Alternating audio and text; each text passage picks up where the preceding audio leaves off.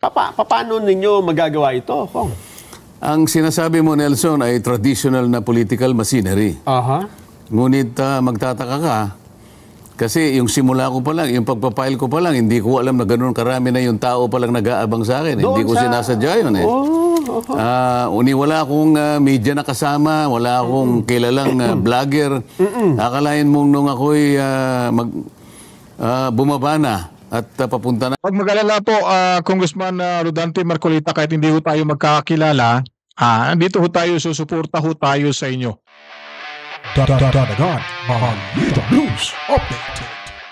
Welcome back naman sa ating reaction video sa ating YouTube channel, Danagan Balita. Sa mga bago pa lang ho na nanonood, huwag niyo pong kalimutan na i-like and subscribe niyo po yung YouTube channel ho natin at yung ating Facebook page, mga kabalitaan. Dahil ho, sisimulan ho natin yung mga talakayan ho dito sa ating channel. Ang pag-uusapan ho natin patungkol ho sa takbo ng politika sa ating bansa at kung ano-ano pa po na kailangan ho nating may bigay alam ho sa inyong lahat na mga taga-panood, mga taga-pakinig ho natin saan mang lupalop ng ating bansa at ating mundo. Welcome ho kayo dito sa ating munting YouTube channel, mga kabalitaan. So, yun nga, si Congressman Rodante Marcolita ay nakikita naman ho natin talagang desidido ho siyang tumakbo sa pagka-senador ho sa ating bansa sa darating na general election sa May 2025. Next year na po ho yan, mga kabalitaan. At nakikita ho natin talagang marami hong nakukuhang suporta sa mga iba't ibang sektor at political party ho sa ating bansa. Si Congressman Rodante Marcolita, dahil nakikita at alam naman ho natin talaga ay siya ay sobrang tapat sa kanyang tungkulin, pagkakatiwalaan at hindi ho nang iiwan sa ere at saka may prinsipyo ho itong si Congressman Rodante Marcolita. So nakikita naman ho natin na yung hindi naman sa ipinaglalaban niya yung budget ng ating Office of the Vice President, talagang pinaglalaban niya ho kung ano po yung naging traditional na ho sa sinasabi nating budget deliberation sa mga nagdaang mga pangalawang pangulo at unang pangulo ho ng ating bansa, kung paano ho hinahandle, paano ho binibigay yung budget at pag-aproba ho nito. Hindi ho pinatagalan, pero nagkaroon ho ng problema yung Office of the Vice President dahil nga po sa mga hindi gusto itong ating Vice Presidente si Inday Sara. So ito namang si Marcolita ay talaga pinaglalaban niya kung ano talaga yung nasimulan, ano yung traditional na ginagawa ho ng mga kongrista sa panahon niya. Ay ilang dekada na ho naging kongresista itong si attorney Congressman Rodante Marcolita. At talagang kakabahan ho itong mga itong mga nakasagutan itong sa Kongreso, dahil nga po ay si Marcolita, mga kabalitaan, atin po napag-alaman na marami ho palang mga private sector at mga, siguro hindi ako nagkakamali, 5 political party ho sa ating bansa na gusto itong adapin. Nag-file ho siya ng kanyang certificate of candidacy na wala ho siyang sinasalihang partido, political party. Independiente ho yung pagtakbo ho niya sa darating na halalan 2025 sa susunod na taon. So maliban pa ho dyan, parang nakikita na ho, naramdaman ho ng karamihan, nararamdaman ho ng mga taong bayan na kailangan hong iluklok na itong si Marcolita sa Senado dahil marami ho itong magagawa. Pero sa mga pabalik-balik na lang dyan sa Senado, ewan ko ano bang dahilan kaya pabalik-balik na lang yung iba dyan na walang ginagawa. At saka yung iba, nung tumakbo si Presidente Duterte, ay sumakay. Sumakay ho. Itong si Jingo Estrada, sino pa ba yun?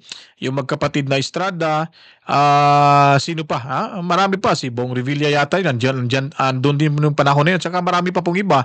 So ngayon nakikita ho natin yung pagkabalimbing ho at walang salita ho itong iilan sa mga senador ho natin, at makikita ho natin yung may political will talaga yung ating mga Duterte ho, sa panig ho ng Duterte at saka sa PDP laban. Si Bongo, kumpirmado naman na sa PDP ho laban ho ito partido na pati na rin po pala si General Bato de la Rosa, Senator Bato de la Rosa, at si Senator Robin Padilla.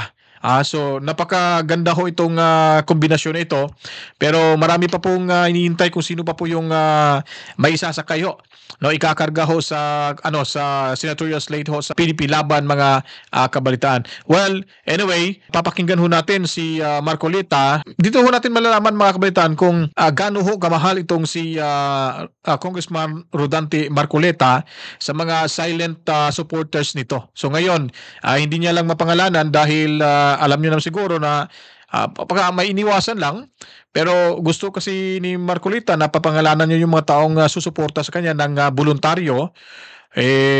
Sabi naman ng mga supporters nito, lalo na yung mga nasa political party na susuporta sa kanya, na wala hong kapalit ito, kaya hindi na kailangang banggitin pa yung mga pangalan nila kung ano pa. Diba? Basta tutulong ho sila. Nakakaganda ho sa pagpatakbo ngayon ni Marcolita. Kasi kung matatandaan ho natin, si Marcolita ho, tumakbo ho ito sa ilalim mo ng liberal ng PDP laban nung nakaraan.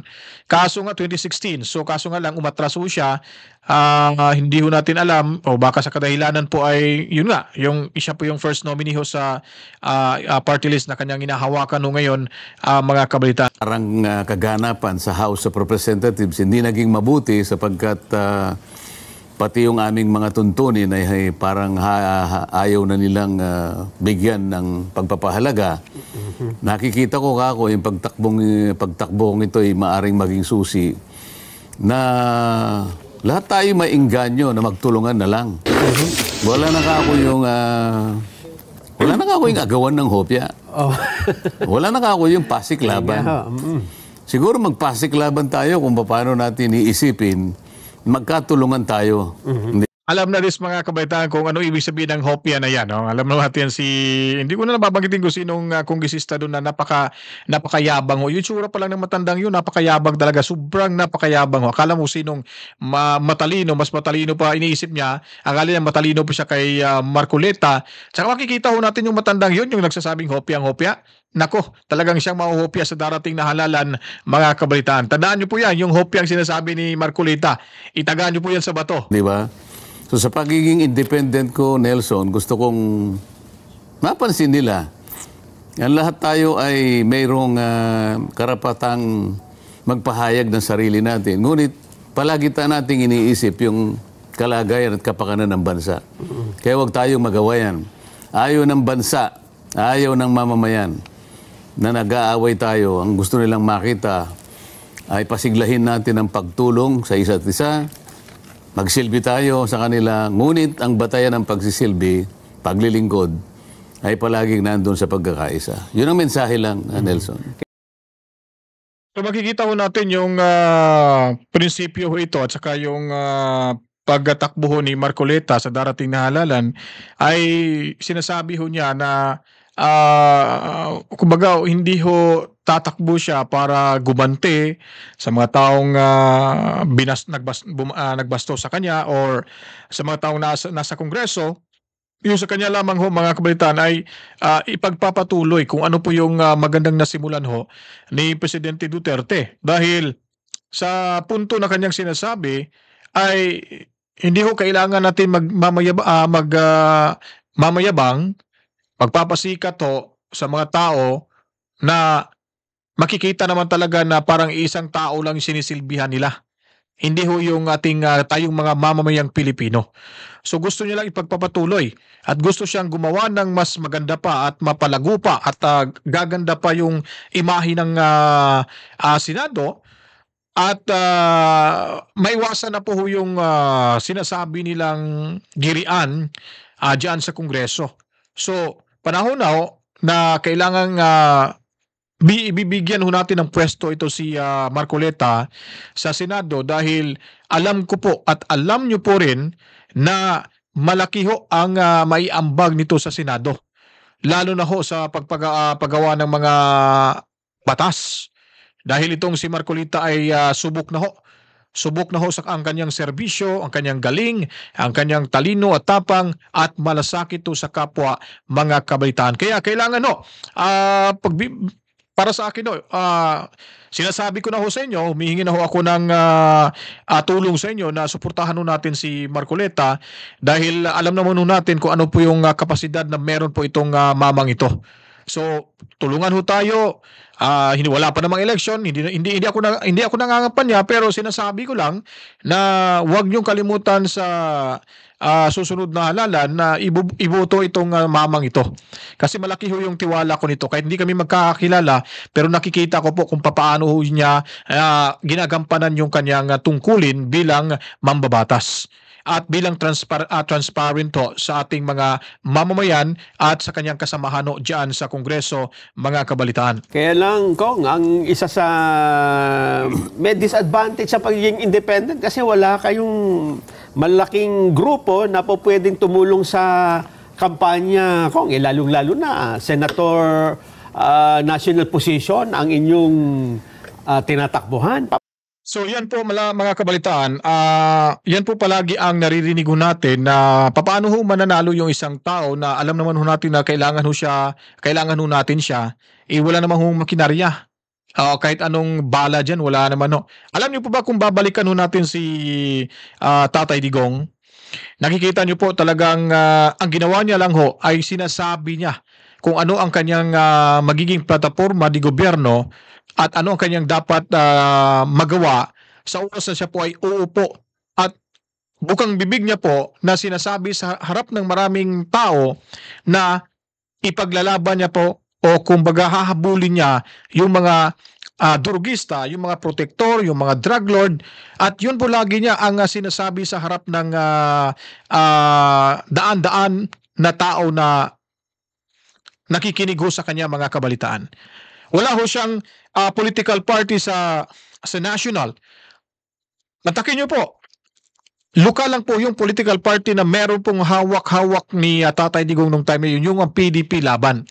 Hindi ho yan national political party, mga kabalitaan. So local lang ho yan, sa Davao City lang po ho yan. Pero imagine anong nangyari ho. Napakalayo po ng mga ilang mga nagpatakbo ng presidente nung naging nakalaban niya sa election, napakalayo ho. Kaya hindi ho natin masasabi na yung isang taong matino, subok na ang galing, matapang, may malasakit sa kapwa at talagang totoong ginagampanan yung trabaho ay hindi posibleng manalo sa darating na halalan. Posible po ho yan dahil iba na ho yung utak ng ating mga kababayan. Iba na ho ang utak ng ating mga butante. Kaya nga po, sinasabi ni Marcoleta na siya ay tatakbo sa pagka-independente kahit wala ho siyang makinarya dahil nga po sa sambat po ng iba, dahil nga po sa sinasabi ng mga taong nagpapakita sa kanya ng suporta na kailangan po kayong tumakbo dahil andito ho kami. So, may 5 political party ho, national, ang nagpapahiwatig na ho ni Marcoleta na siya ay susuportahan. So, hindi niya lang ho mapapangalanan dahil nga po siguro maaga pa po siguro, yun po yung rason. At inihintay niya lang yung pagkakataon na masabi niya ito kung sino-sino ito. At malamang ito po ay una, of course, ang PDP Laban, sigurado po ay isa ho ito. Isa ho ito sa kukuha ho sa kanya. Ikakarga ho ito sa PDP Laban. So, pag ganun ho, may chance na pong manalo si Marcoleta. Kung marami yung political party ang ikakarga ho ito. So ngayon, titignan ho natin yung track record ng ni Marcoleta ay napakaganda ho. Wala pa po akong papel dito, sinisearch ko pa lang, pero makikita ho natin kung ano pong merong track record yung ating butihin na kongresista na si Rodante Marcoleta. Paano ninyo magagawa ito, Kong? Ang sinasabi mo, Nelson, ay traditional na political machinery. Ngunit magtataka ka, kasi yung simula ko pa lang, yung pagpapile ko pa lang, hindi ko alam na ganoon karami na yung tao pa lang nag-aabang sa akin. Hindi ko sinasadya yun eh. Wala akong media na kasama, wala akong kilalang vlogger. Akalain mong nung ako'y bumaba na at papunta na. Pag mag-alala po, Congressman Rodante Marcoleta, kahit hindi ko tayo magkakilala, Andito ho tayo, susuporta ho tayo sa inyo. Para ho magkapwesto ho kayo dyan sa Senado. Talagang andito lang ho kami mga vloggers. Kami tutulong ho kami sa inyo para ho ipagbigay alam sa lahat ng mga taga-panood ho namin na suportahan ho kayo sa darating na halalan. Huwag ho kayong mag-alala, Congressman. Kahit hindi ho tayo magkakakilala, kilalang kilala ko po kayo. Na nga, dun sa kung saan magpapile ng COC, nakita ko yung mga tao talaga nagkakawayan na. So sabi ko dun sa mga kasama ko, o sige, puntahan nyo muna sila na maghintay sila sandali sapagkat merong seremonya dito sa loob. Kailangan nating i-file ito at meron tayong mga pipirmahang mga formalities dito. Pagkatapos ay magtatalumpati ng konti at may magtatanong yatang mga kasamaan sa media. At pagkatapos lalabas ka ako, doon na tayo mag-usap. Doon sa may paglabas mo ng kalsada, tatawid ka ng kalsada, nandun lahat yung mga tao. Nakita nga namin sa video, kaya pala kayo nakahinto doon. Sinalubong kayo ng mga tao, Kong. Ngayon, ang ibig ko sabihin, kahit na ako'y walang makinarya, pagka mga tao naman pala ang nagpapahayag, mararamdaman mo talaga na yung Tama ho. Kapag yung mga tao ay nagpaparamdam at nagpapakita ho ng suporta, yun po ay makinarya na po ho yan. Matakin nyo po kung kayo po ay politiko, tatakbo ho kayo, magpa-file kayo ng COC nyo doon sa COMELEC, tapos makikita nyo yung sandamakmak na mga taong di mo kakilala, bigla na lang lumusob sa iyo, sasabihin na, Congressman Marcoleta, buboto kami sa inyo. So, yan ay may isip na ho nating makinarya ho yan. Kasi mga silent voters ho yan na nagpapakita na sa kay Congressman Marcoleta. Ako nga naman talagang ipapakita ko po yung boto sa kanya. I mean, suporta sa kanya. Ibibigay ko po yung boto. 10 na aking mga miyembro sa aking pamilya ay talagang sasabihin ko na sige, boto nyo si Marcoleta, talagang mananalo ho yan. Ipapapanalo natin to para matulungan yung bansa at may balik yung yung nasimulan ni Tatay Digong. So, yun mga kabaitan, pakinggan nyo po. Maganda yung pagkakasabi ni Marcoleta sa sinasabing kung patungkol ditong sinasabing makinarya. panawagan talagang malakas at sari-sari ng mga forum ang nag-iimbita sa akin. Kaya ako nahuli ngayon, galing ako doon sa Pandesal Forum sa Kamuning. Na napakarami kasi ang nagtanong, kaya ayun, nasakripisyo yung ilang oras at nahuli nga ako. Ngunit hindi naman ako papayag na hindi ako makahabol kahit na ilang minuto lang. Ayun.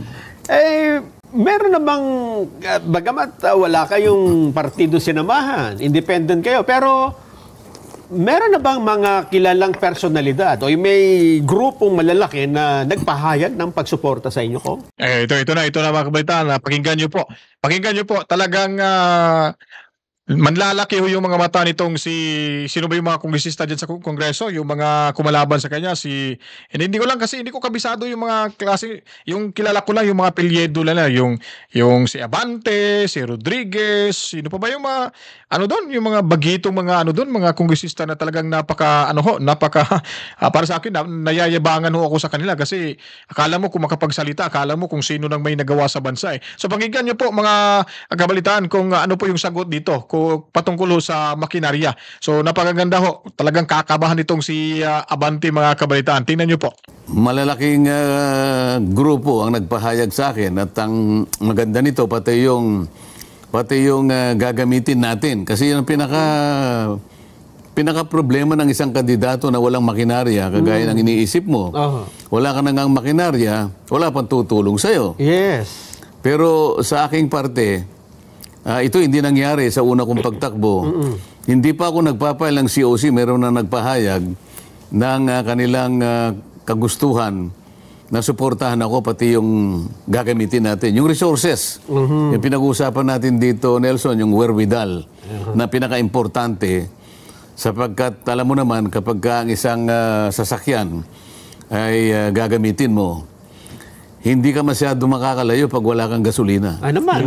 Maganda yun. Magandang sinasabi ni Marcoleta mga kabalitaan. Ang tinutukoy ko, Kong, ay naman kung yung sasakyan ay walang gasolina, hindi naman makakatakbo yun. Di ba? So, may punto ho yan. At sa mga nakakaintindi ho diyan, talagang makikita ibig sabihin kaya tumakbo ho si Congressman Marcoleta ngayon dahil talagang pinupuno na ho yung gasolina ng kanyang sasakyan.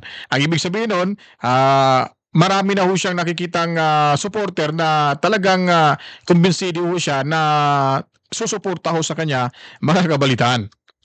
Kasi marami kaming nakita na gustong tumulong sa inyo, pero ayoko magbanggit ng pangalan eh. Kayo na mismo, baka may...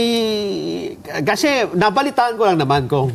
Hindi, talagang may nagpapahayag, pero wala naman akong nakuhang permiso sa kanila, nababanggitin ko yung pangalan nila. So hindi pa pwede. Sana kung halimbawa, pwede ko bang banggitin ang pangalan mo? Okay, ayaw nilang pabanggit. Kasi ang gusto nila...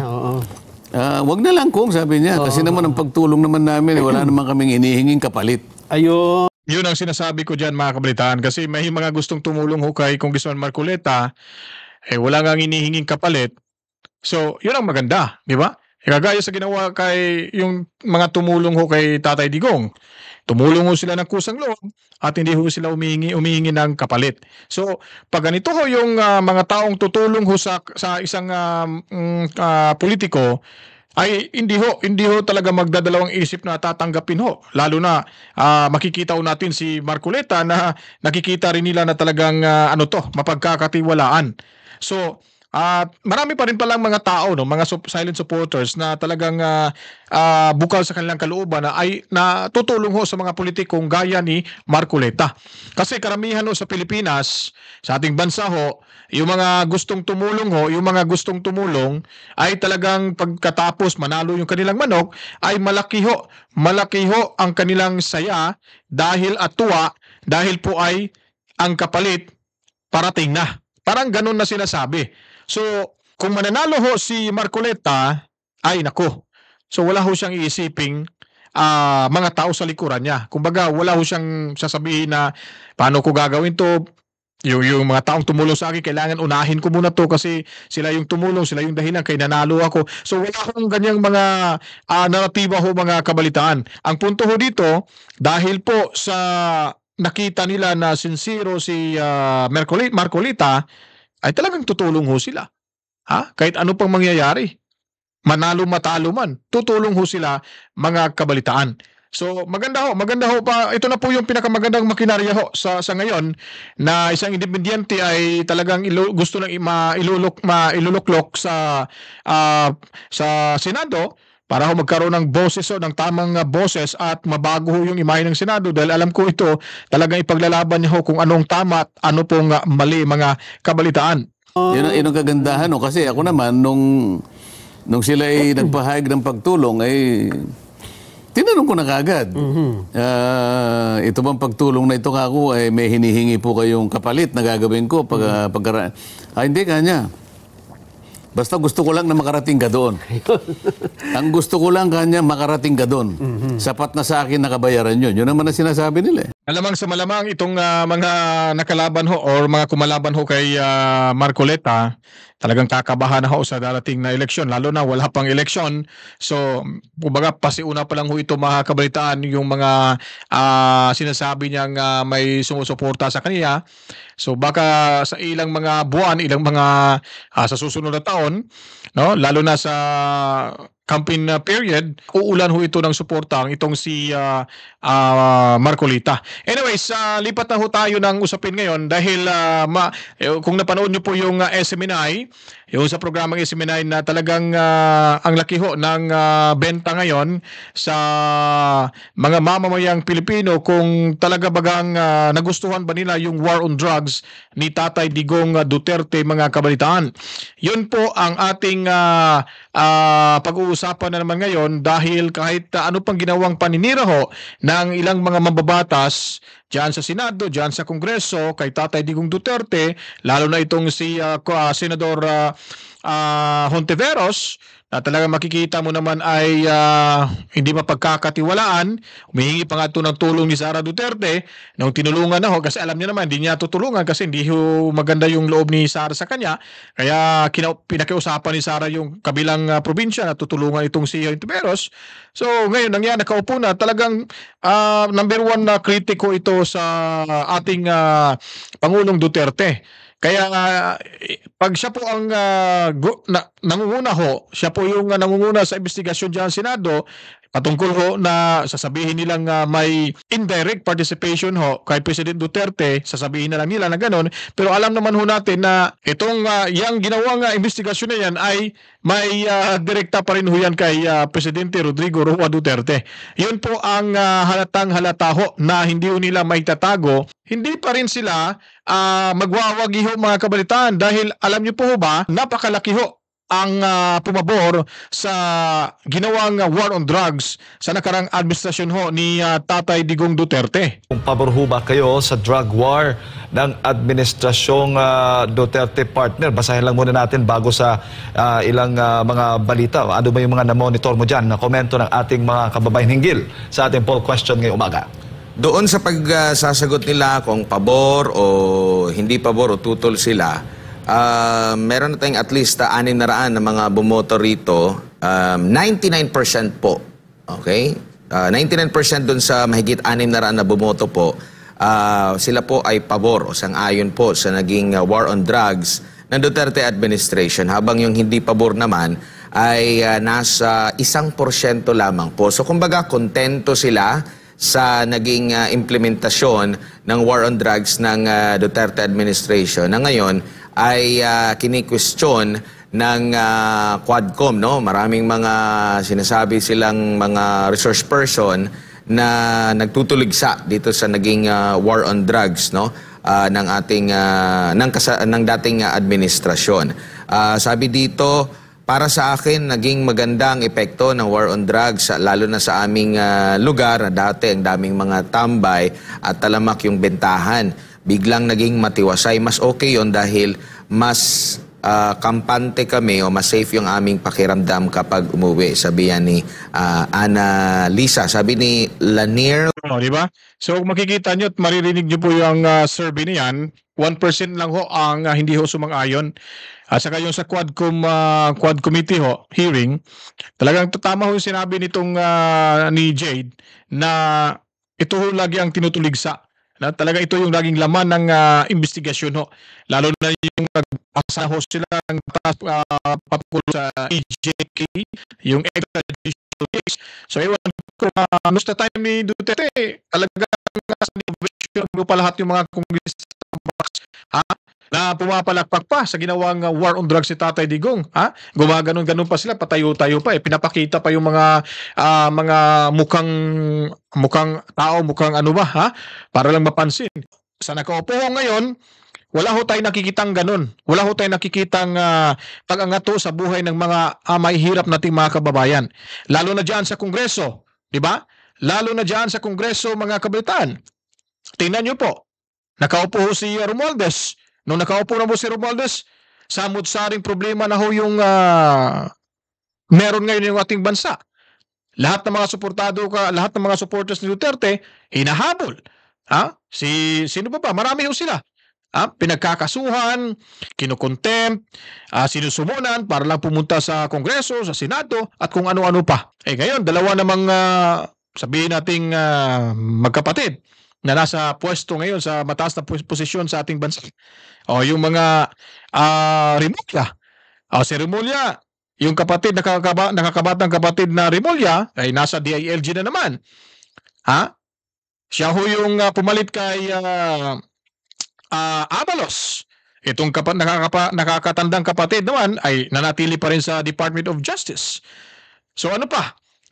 Marami pa pong issue na dapat natin talakayin, mga kabalitaan, at medyo gabi na ho or ano bang oras sa inyo dyan, medyo kailangan ho natin pagtuunan ng pansin yung mga dapat ho nating masabi ho sa reaction video ho natin ito para po mabigyang pansin ng ating mga kababayan at maintindihan ho nila kung ano po ang mga nangyayari ngayon sa ating bansa. Dahil ho, ay kung mananatili ho yung ating mga tao ngayon, yung ating mga nasa gobyerno ngayon, kung mananatili ho sila pagkatapos ng next year elections, nako, tuloy-tuloy pa rin pong malaking problema hong kakaharapin ng ating mga mamamayang Pilipino.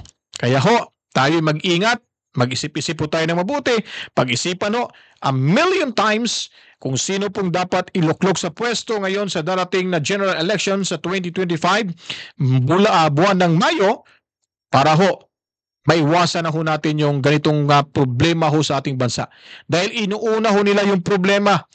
Inuuna ho nilang problema, ay hindi naman siguro problema sa pamilya Duterte or sa Duterte administration. Problema ho ngayon sa administrasyong ito dahil ho na may personal na ho sila. Kumbaga, parang gumanti na ho sila. Pinagigantihan po nila yung mga napatay na mga nasa drug narcolist. Kuno kasi ganito, ganon. So, hindi nila alam.